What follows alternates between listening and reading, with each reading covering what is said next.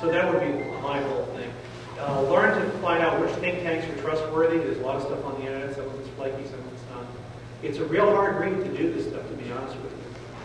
New Americans always done a very good job, by the way. That's not an empty plug, because they've always done a good job every month trying to summarize some of this stuff. And people like to, I'm not a bircher, but people like to attack the bird society as being a bunch of kooks and this and that. You know what everybody forgets? Is after the fall of the Berlin Wall and the revelation of the Vanilla papers and the Stasi files from East Germany, it turned out that what the birchers had been saying about a communist conspiracy to infiltrate the country really was true. It was as serious as the birchers had maintained. But that got really squelched by the hard left press in this country, which has always had a soft spot for Marxism, which is why, say, for example, they'll attack Augusto Pinochet, but give a pat on the head to Fidel Castro. There's no equilibrium right there. It's really hard. People always ask me, where do I go? I go, well, we go everywhere. And then we put it all together and throw out what we think isn't right and move it. It's hard to do that. But there are a few good radio shows, a few good think tanks, a few good publications. And that's what I would recommend. By the way, Lionel Jersey and Dale Pierce from the John Birch Society are here, and I are a bircher, and he's right. And matter of fact, they do have a few copies of Comparing Candidates, a special issue that the New American put out that is very interesting. So talk to them, we might get a free copy. NAIS, National Animal Identification System. Is this part of the UN, part of the SBT? What is the real goal with animal ID? Well, you can have it as two purposes. Number one, it brings the total means of production under government control by requiring small ranchers and farmers. For the big ranchers and farmers, the dairy, cattlemen, these people, they have no problem because they're already tagging their animals. For small people, even like in our family, we raise ducks and geese, and they do, I don't. And but we would have to number each one of the animals and report them in a database, this and that. The second thing is it's a test measure of chipping to see how well this works on a large scale and a large database. Because ultimately, that's why they're pushing for biometric identifiers, because those are a little more, either iris scans, retinal scans, fingerprints, there are certain things. We don't have scanners that can read our DNA code yet. But, you know how they simply do it on some of these programs like NCIS? Oh, we read the physics. My daughter's a biologist. She said, oh, yeah, right. She said, this is a X number of hour process. It doesn't happen the way it happens on television. So I would say the first thing it does is just one more of this closing in bureaucracy we see around us, controlling absolutely everything. They're trying to get the Codex Alimentarius through the FDA, which will now basically, ultimately will wind up banning all the supplements that you can buy, everything from pumpkin seed to you name it, you won't be able to get it anymore like Europe. So it's all part of the big picture. If you get the big picture, you see the puzzle pieces. With the banking system and all banks being so global, are there any safe banks? I'm starting one tomorrow. Give me your money. Safe like what? Who asked it anyway? Yeah. Right now, I mean, we've invested in some silver and some gold, but right.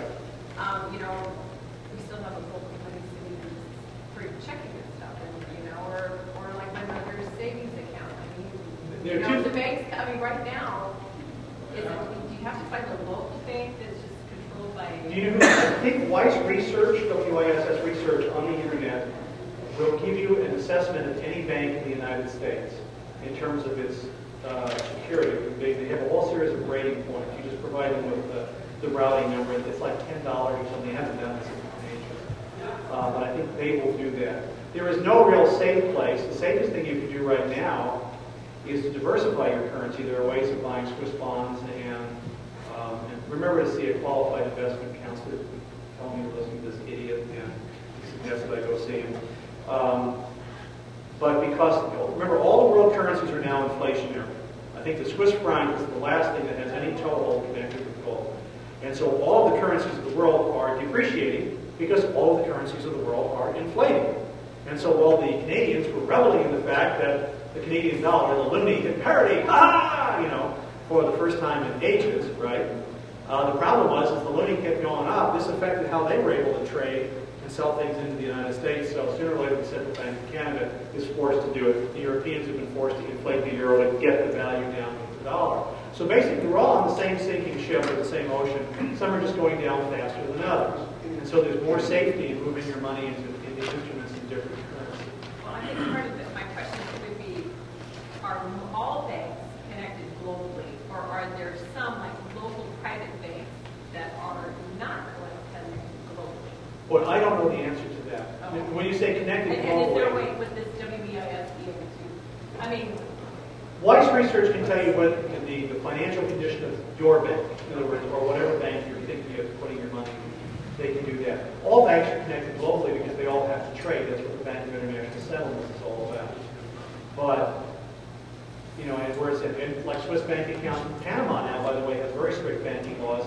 They're encouraging Americans to retire there. And so they have banking laws that are almost the same, better than Switzerland for secrecy and everything else like that. So you'd be surprised the number of Americans are expatriating because they see. I predict you will see a day when the dollar begins to die. Governments traditionally scrap around, trying to claw around getting any assets they can to keep going. You'll hear the term economic terrorism. And an economic terrorist will be somebody who tries to defend themselves from the ravages of a deteriorating currency.